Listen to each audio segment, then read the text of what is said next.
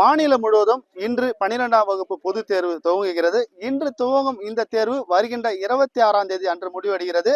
இன்று தமிழகம் முழுவதும் நடைபெறும் இந்த பொதுத் தேர்வில் 8,27,475 மாணவர்கள் தேர்வு எழுதுகின்றனர். இதற்காக 3,412 மையங்களும் அமைக்கப்பட்டுள்ளது. தேர்வு மையங்களில் உள்ளே தொலைபேசி மற்றும் மின்சார பொருட்கள் எடுத்து வர தடை விதிக்கப்பட்டுள்ளது. மாணவர்கள் ஆல் டிக்கெட்டில் கொடுக்கப்பட்டுள்ள விதிமுறைகளை பின்பற்ற வேண்டும்.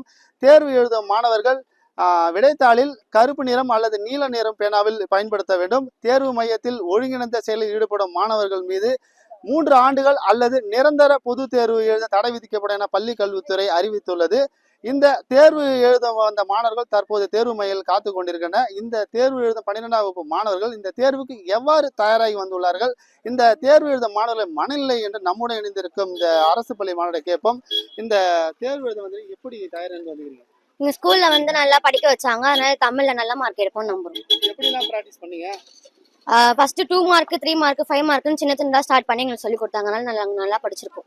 மிஸ்ஸுக்கு நல்லா எங்களை ட்ரெயின் பண்ணாங்க, நாங்களும் நல்லா படிச்சுட்டு வந்திருக்கோம். எவ்வளவு மார்க் எடுப்பீங்க? 60 மார்க்கு மேல எடுக்கும். நல்லா தான் சொல்லி கொடுத்துருக்காங்க, நல்லா படிச்சிருக்கிறோம், நல்ல மார்க் எடுப்போம்.